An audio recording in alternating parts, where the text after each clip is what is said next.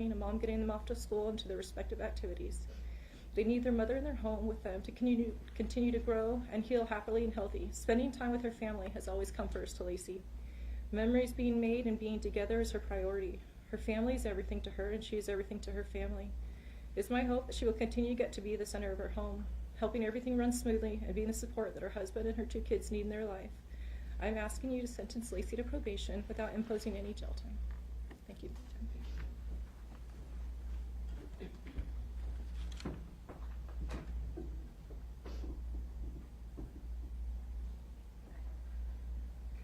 Ms. Mahady, who would you like next? Your Honor, our next witness is Tammy Ellsworth. After Ms. Ellsworth, we will ask for Mr. Timothy Livingston, who is also in the hallway. Okay.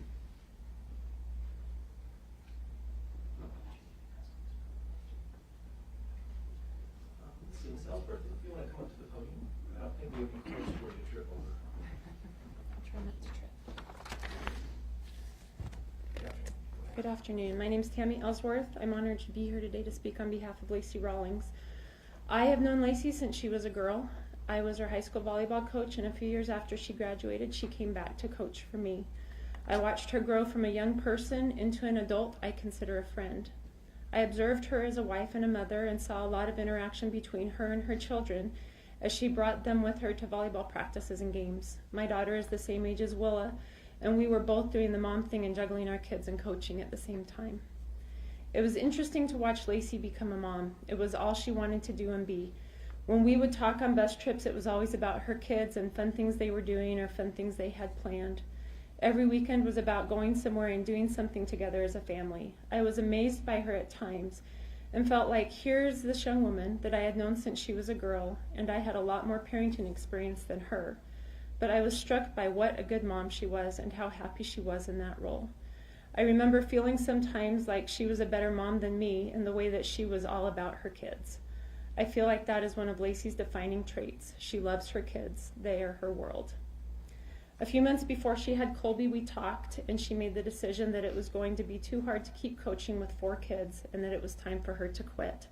I was sorry to lose her as a coach because she always had a fun way about her and a good rapport with the girls, but I respected her choice to stop trying to juggle quite so much with her own activities so she could focus more on what her kids were involved in. I ran into her on a regular basis once our girls started school because she was involved with PTA and was always helping out at the various school activities. When I first heard about this tragedy, I was shopping with my mom. I stood in the aisle of the store and cried. I cried for Lacey and Daniel, not even being able to fathom the fear of what they had gone through and the grief at the loss of Willa and Colby. I worried about what this might do to them, to their marriage, to Dallin and Nellie. I worried so much for Lacey. How would she get through this? Knowing her as I do, I knew that her world had just been shattered. Lacey has proven to be even stronger than I knew. My husband passed away very suddenly in October. I was sitting at the funeral home, and Lacey came walking out. I had no idea she was working there. She hugged me, and we shared some tears, and I knew that she understood exactly the grief I was feeling. And my heart broke for her again. I asked her how she could stand to do that job, and she told me that she finds peace helping to comfort the others who are dealing with loss. And it did comfort me to talk to her and to think that if she could find a way to go on when I know that her heart is broken, then maybe I can too. I am aware that Lacey is facing serious charges. I honestly can't imagine, after all this family has been through, that Dallin and Nellie might now lose their mom and dad. The only thing they have left that matters to them is each other. Kids are pretty resilient. I'm learning that with my own. But how much can children be expected to overcome?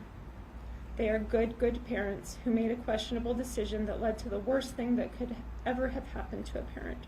My heart breaks for them still, as theirs have not been allowed a chance to heal.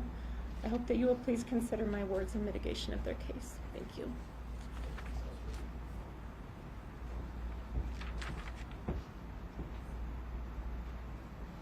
Your Honor, our third witness is Timothy Livingston, and then after Mr. Livingston, we'll ask the bailiff to get Brian Whatcott, and he is also in the hallway.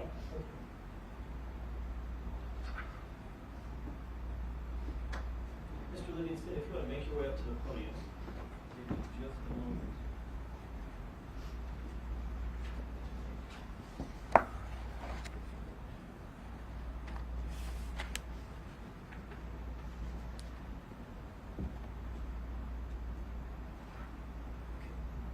Can you tell me your name, sir? Timothy Livingston. And what would you like to say this afternoon?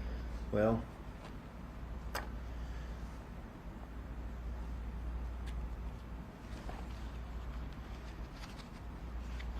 I'm humbled to be here to speak for my friend Lacey.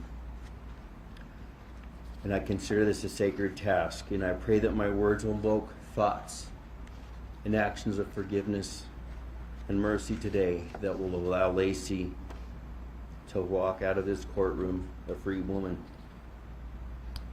Lacey is a strong and formidable woman whose example of strength and unwavering faith has continued to lead her family forward, even from the most dismal of their abysses. The definition of an accident: it's an unfortunate incident that happens unexpectedly and unintentionally, typically resulting in damage or injury.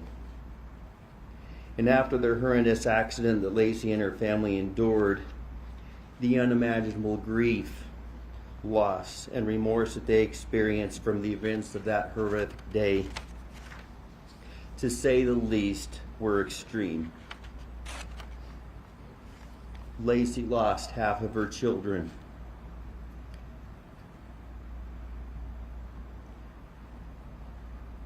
As well as her beloved niece. We can never know the true anguish she has felt, that she is feeling, or that she will yet feel. Having pled guilty to charges brought against her, Lacey has never minimized her responsibility in owning her part in the accident that took the lives of her children and her niece. She realizes that her hands were the last hands that her beautiful niece Austin felt in this life,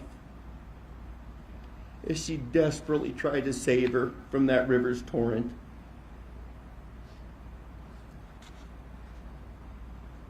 She has faced the judgment of her community head on, and she's valiantly managed to keep her head held high. Her example has helped in the continual healing of her children and in her husband and her extended family. As a mother, Lacey has taken on the additional responsibility of helping to provide for her family and the workforce. She is a co-provider in her family's income as one of my employees at Owens Livingston Mortuary. As an employee, Lacey is very reliable. She's a joy to be around. She lightens the mood in any room. She does her tasks flawlessly. She feels that her work at the funeral home is therapeutic for her, because our funeral home was the last place that her precious Colby and Willa laid after their bodies were found.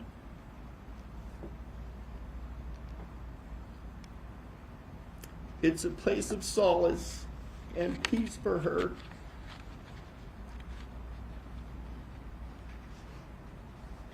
In addition to having to lay two of her babies and her niece to rest, Lacey must continue to be a beacon of light to her other children. She still mothers them, and she's exemplary in leading them and walking them through their own grief. They have learned from her that life continues to move forward, despite the tragedy that they as a family have experienced.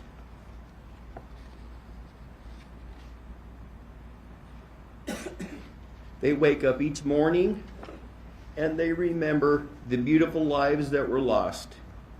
And somehow, through their pain and their tear-stained faces, they can smile because they know families are forever.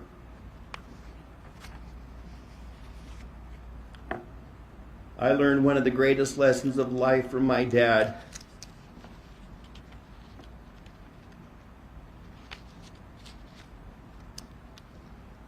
At a very young age. And it's the ability to forgive one another. He taught me that it is empowering and that it allows for healing to come in and take over. And through that healing, a power emerges along with the pure love and the charity for those who may have wronged us.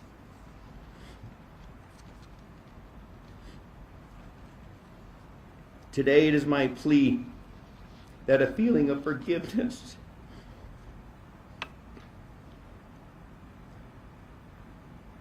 might settle upon those in this courtroom. As a united family, you all have experienced so much pain and loss in the wake of this accident. I pray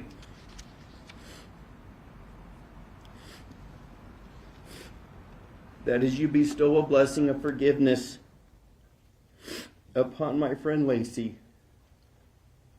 your countenances might be lightened, and that your hearts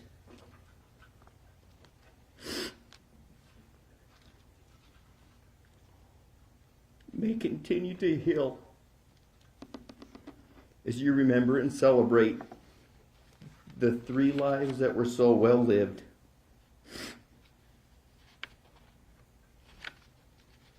In your honor, I hope that a feeling may settle upon yourself as well. As you see witnessed today, how important it is that Lacey remain with her family and to help them heal through this tragedy. She is a crucial member of her family,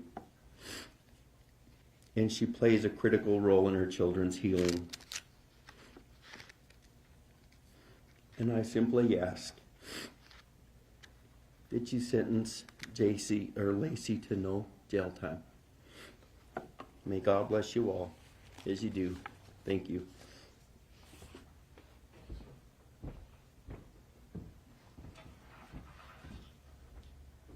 Your Honor, our 4th witness is Brian Whatcott, and our 5th witness is Kevin Hall. Mr. Hall will be our final witness. Come on up, sir, if you want to go ahead and right up here. I think there's one cord you'll need to make sure you step over. And if you could tell me your name. Brian Whatcott. Okay. What would you like me to know, sir? I want to thank you for this opportunity to share some words with you today. I'm a friend of Daniel and Lacey and their family, and I've known Daniel for pretty much his whole life. I got to know Lacey a while later after they were married, and we belonged to the same church. We used to attend different congregations, but due to a boundary change, my family was assigned to the same ward or congregation as the Rawlings in 2016. At that time, Daniel was a scoutmaster, and I was shortly after asked to serve as his assistant in the scouting program. We worked closely together during midweek activities as well as Sunday religious classes for the young men. The following year, in July, I was asked to serve as the bishop of the Wagon Wheel ward, of that ward that we were in together. And at that time, I was asked to choose 2 counselors to work with me. By that time, I had come to know the Rawlings pretty well. Daniel in particular, I quickly thought of him as a candidate to serve as one of my counselors. The more I thought about him, his gospel knowledge, his strength and conviction, his powerful way of teaching, and his commitment to serving others, his tight-knit and supportive family, the stronger I felt that he was the right one to serve with me.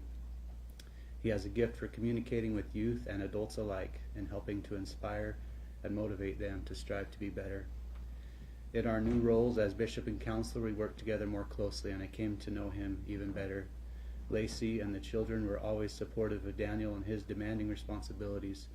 Throughout this time, Daniel also worked hard to help run the family construction business and even coached youth sports on the side. Lacey kept equally busy taking care of their 4 kids, running a preschool from her home, teaching music to the children at church, and also coaching. Lacey always made her role as a mother her highest priority. Her children have been her focus in life. Lacey has been the heart of her home and family. Both Daniel and Lacey have played a very important part in the lives of other children and youth in our community as well. Lacey was always involved with volunteering to help with school events. For several years, Lacey organized a community collection of toiletry and other essential items to create gift bags to give to the homeless, and then would go and deliver them with her family to the people they found living on the streets. They also always made sure to have quality time with their children, often going to the lakes and enjoying sports and other outdoor activities. The tragedy of November 29th, 2019 was traumatic for the entire family. Then, a few months later, Daniel's father passed away after a brief and sudden hospitalization. The children were close to their grandfather. The heart-wrenching experiences of surviving a tragic accident, losing siblings and a cousin, and then shortly after losing a beloved grandfather are more painful than I can even imagine. Since those difficult events, the entire family has sought out counseling and redoubled their efforts to strengthen their family relationships. They have made sure to have even more family time than ever to try to heal together. They spent countless weekends going to the lake together and hanging on to every moment they could together. These efforts to heal and to grow even closer together as a family have paid off. Dallin and Nellie are now in their early teens. They are very close to their parents and have a loving, trusting relationship. This time of their lives is a critical stage where stability and parental influence are crucial in their healing and development.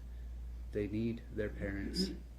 I'm very concerned about the additional trauma that Dallin and Nellie would be forced to go through if their parents are pulled out of their home and out of their lives at this critical time of healing. This is such an important time in their development and transition into adulthood. I hope you'll also consider the actions of Daniel and Lacey since charges were placed against them. They have continued to live as productive, law-abiding citizens. They have not attempted to flee and have been cooperative throughout the criminal case. They have continued to work and to serve others. They have continued to be a positive force for each other and for the community. They have been examples of faith and optimism during times of overwhelming loss and great uncertainty. To remove Daniel or Lacey from the home would be to remove a critical catalyst in the healing process for Nellie and Dallin. To remove them from the community would be to remove some of the strength, the influence for good, and the effects of their work and service to others. Daniel also has several employees at his construction company whose livelihoods would also be put in jeopardy without him there. By allowing Daniel and Lacey to remain at home and in their children's lives, the progress that has been made in the healing process for Dallin, Nellie, and the entire family can continue to move forward. I have no doubt that Daniel and Lacey will continue to contribute to their community and to society in positive ways, and will be an influence for good in the lives of any and all that are around them. Any amount of community service assigned would be easily fulfilled because they have given service to their community and others voluntarily for as long as I have known them. They will continue to be law-abiding citizens and will comply with any requirements of probation. They will continue to lift others and be a force for good. I can confidently make these promises because all of my experiences and knowledge of their character remove any doubt. Your Honor, as a friend of the Rawlings and as their bishop, I have offered continuous prayers and shed countless tears for them over the many heartbreaking experiences they have endured over the past couple of years. I can't bear the thought of any more loss or trauma in the lives of Dallin and Nellie. I plead with you to consider the serious distress and unnecessary suffering that they will have to endure if Daniel or Lacey are removed from their home and from their lives during this critical time of their lives. I understand the weight of the decisions you must make, and I hope and pray for mercy, and that Dallin and Nellie might be spared any more setbacks in this agonizing healing process. I ask you to sentence both Daniel and Lacey to probation without jail time so they can continue the positive roles they play in their family, in their community, and continue to help the surviving children recover from this trauma. Thank you for your time and consideration of my message to you today.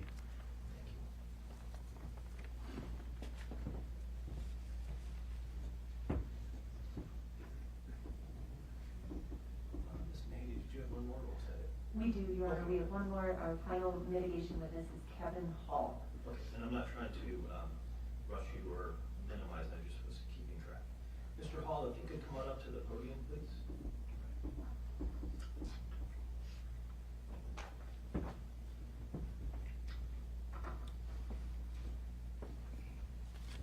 Good afternoon, sir.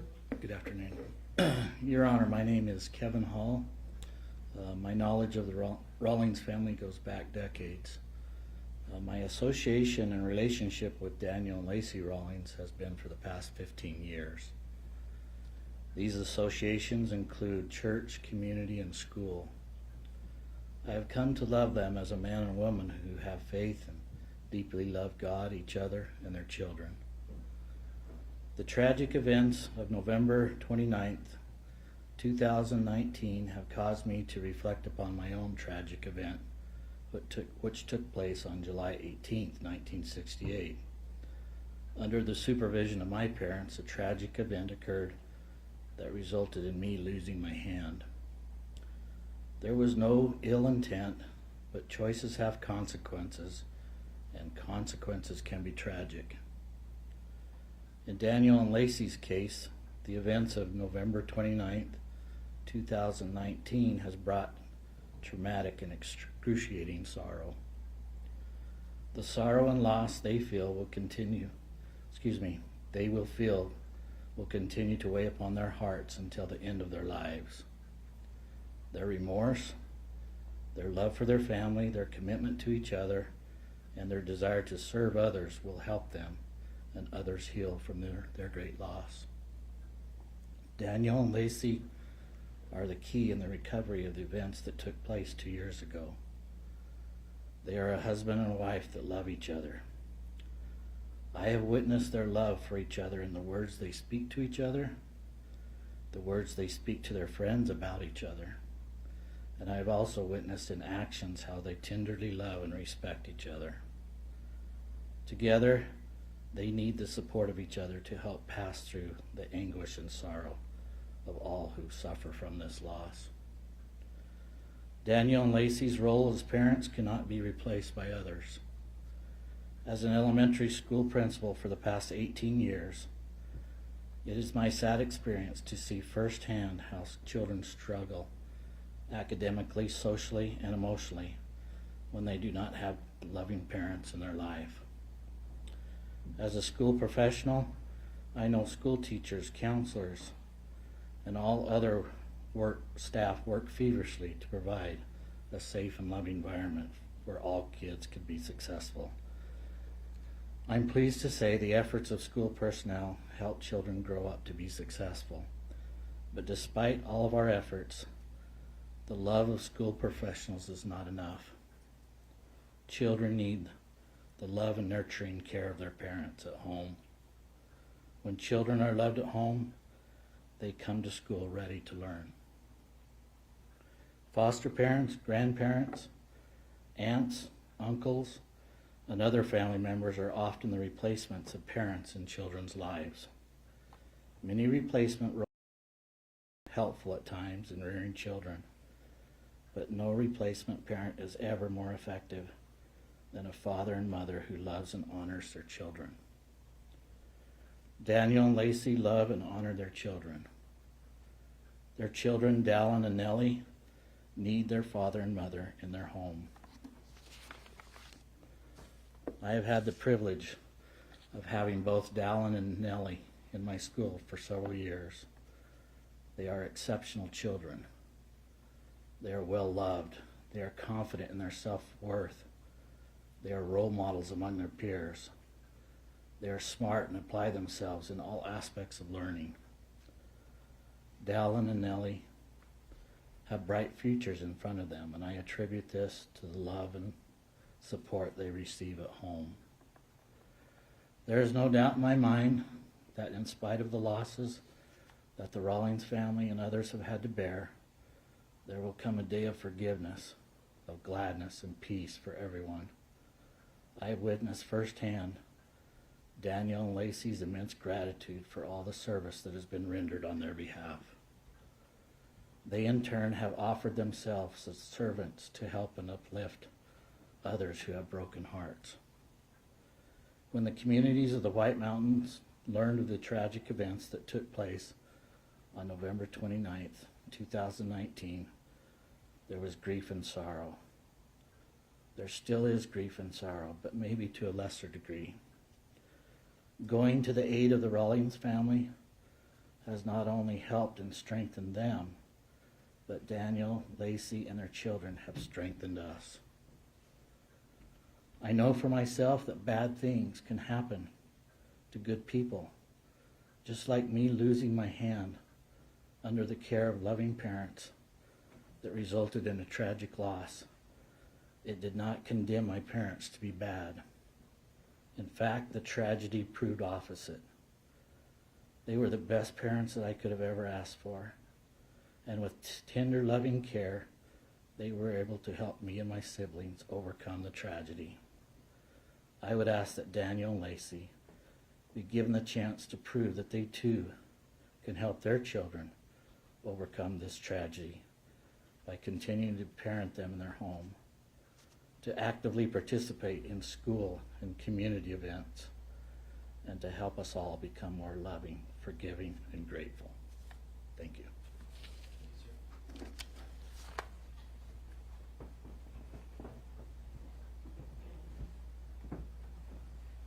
Ms. Mahaney, I'll hear from you and or your client if you'd like to be heard from. Yes, Your Honor. Mrs. Rawlings would like to make a statement. Would you like her to go to the podium or she can stay If there? you just, I'll have her stay right there, we'll just make sure the microphone is moved over. I want to start by just saying how much I regret the decision we made that day to cross the creek. It is a mistake I agonize over every single minute, and will agonize over for the rest of my life.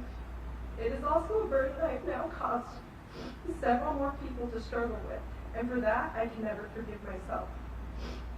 I am so incredibly sorry to everyone involved that day for the loss I can never fix. That is something I am working on learning to live with for the rest of my life. But I want to explain why I choose to keep living and why I choose to keep fighting every single day. It is for my 2 children and my husband who need me. They are my world. My kids are the reason I get out of bed every single day. My kids are the reason I find a way to move on. They deserve a happy life. They deserve a mother who tries her absolute hardest to give them everything they need. We as a family have worked so hard with the help of the most amazing counselor to move forward together. Our lives, we're trying to find a new normal since they were flipped upside down that day in November. It has been extremely challenging. It's really hard work, and we continue to have to work at it every single day. But we are doing the hard work, and we are trying to find joy again. We enjoy being together as a family and finding ways to remember our sweet kids and our sweet niece. We are trying hard to keep their memories alive by talking and reminiscing about them every single day. We as a family decided after the loss of Willa and Colby to donate most of their belongings to charity to try to help other children. Sorry, I lost where I was. My kids were part of every step of going through every item of Colby and Willis. My kids decided to keep treasured memories for themselves. We as a family went through their clothing. We each picked out our favorite articles of their clothing and had quilts made. We each have a quilt consisting of Willa and Colby's clothes. That mean the world to us. My kids don't leave home without them. They sleep with them every single night. My kids also both have framed artwork of their siblings hanging in their room to be reminded of them every day.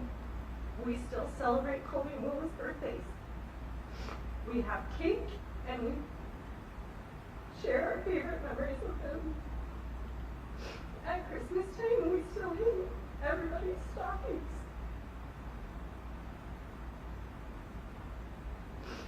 We have 2 special Christmas trees that we put up. Our Colby tree and our Willa tree. There are 2 white trees decorated in all of their favorite colors, magenta and blue.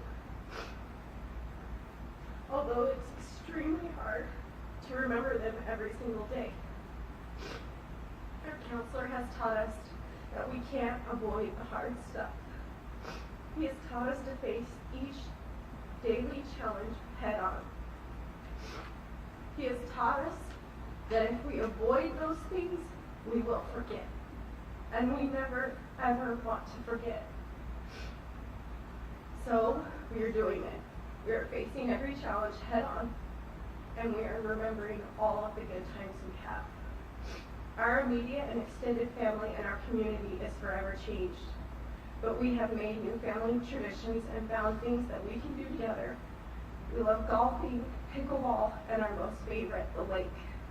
This is where my kids feel the most peace and love.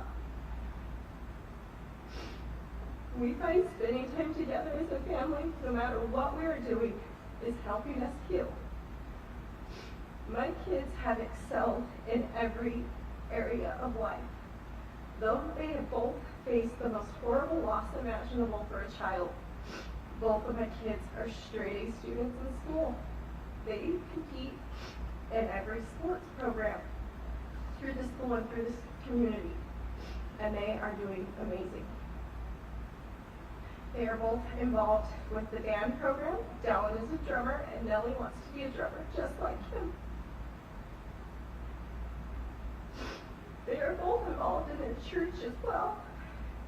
They were both asked and put into leadership positions to lead the youth their same age and in their community.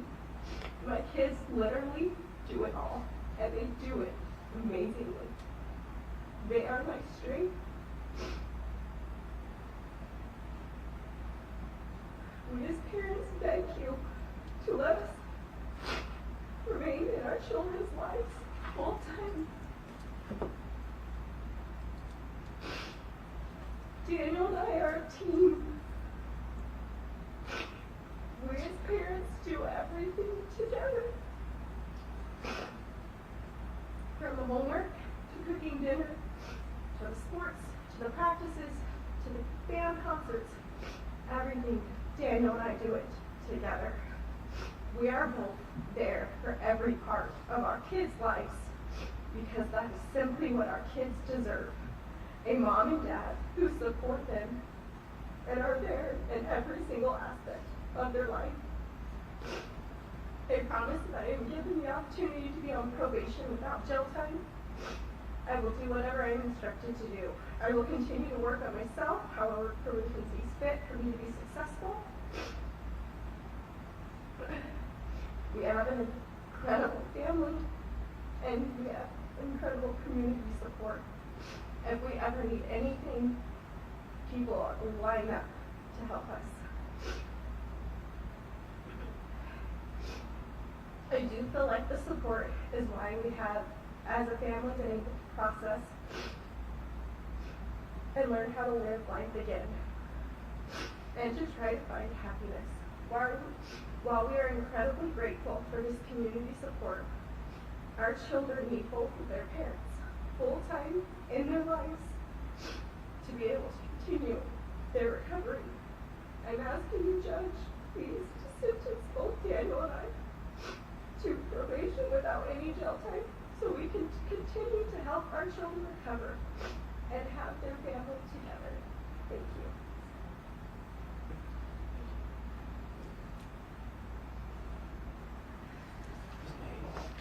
Yes, thank you, Your Honor. Given, Your Honor, the number of people that have spoken, that are still coming to speak today, and that submitted statements on Mrs. Rawlings' behalf and on Daniel Rawlings' behalf as well, I won't take much of the court's time, especially as the court noted, you have reviewed our sentencing memorandum, and we appreciate that. I won't speak at length or repeat any of those facts that we made in the sentencing memorandum. I will ask the court, though, to find in mitigation that Lacey Rawlings has clear and very strong community support. It's likely the clearest and strongest community support I've ever seen.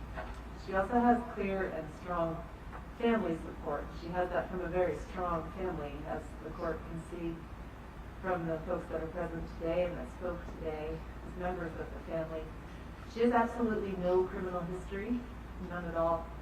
She's taken full responsibility for her role in this incident, in this tragedy. She pled guilty to every single charge she faced. She is profoundly remorseful, as Ms. Jors from the probation office noted, and as is evident from Mrs. Rawlings' statement today and from the letters and speakers on her behalf. She will certainly be successful on probation. Your Honor, she does not drink alcohol or use illegal drugs, and she already does a great deal of community service. We ask the court to adopt the findings of the pre-sentence report, the recommendations of the pre-sentence report as well, and sentence Lacey Rawlings, according to the plea agreement, to 4 years of supervised probation with no upfront jail time and with permission to transfer her probation to Navajo County. As I'm sure the court can see, it's very clear today, she'll be successful on probation, and I don't expect either this court or any court will ever see Mrs. Rawlings again. Thank you, Your Honor. Mr. Griffith. Judge, good afternoon. You wanted to approach? Please. Counsel, I'll see you at sidebar with you.